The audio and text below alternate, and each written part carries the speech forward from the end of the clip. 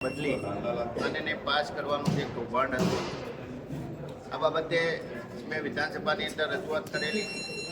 રાજ્ય સરકાર દ્વારા કમિટી બનાવવામાં આવેલી પંકજકુમાર એ વખતના એસીએસ હોમ હતા. એમને રિપોર્ટ આપ્યો. એના પછી સીઆઈડી ક્રાઇમે તપાસ કરી અને રિપોર્ટ આપ્યો. સૌથી પહેલાં યુનિવર્સિટીની એક સ્થાનિક કમિટી બની, એને રિપોર્ટ આપ્યો અને ખેર સાહેબનો રિપોર્ટ, 4 રિપોર્ટ આવ્યા.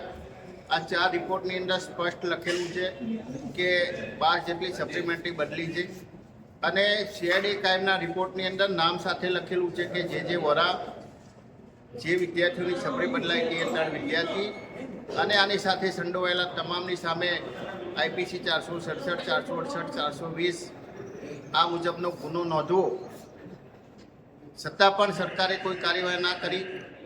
અમારે નામદાર હાઈકોર્ટની અંદર જવું પડ્યું. હાઈકોર્ટની અંદર 17થી વધુ વાર સુનાવણી થઈ.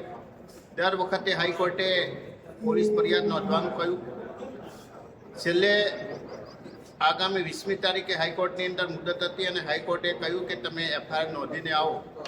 ત્યારે ગઈકાલે યુનિવર્સિટી દ્વારા મને માહિતી મળી એ પ્રમાણે યુનિવર્સિટીના કુલપતિ અને કુલ સચિવ દ્વારા ફરિયાદ નોંધવામાં આવી છે. પરંતુ એની અંદર જે મેઇન આરોપી છે, જે સીઆઈડી ક્રાઇમના રિપોર્ટમાં જેનું નામ છે, જે વાળાનું નામ લખવામાં આવ્યું નથી એને બચાવવામાં આવી રહ્યા છે.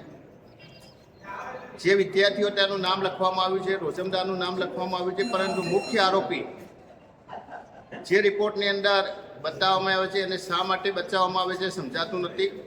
સરકાર બચાવે છે, ગૃહમંત્રી બચાવે છે કે શિક્ષણ મંત્રી બચાવે છે?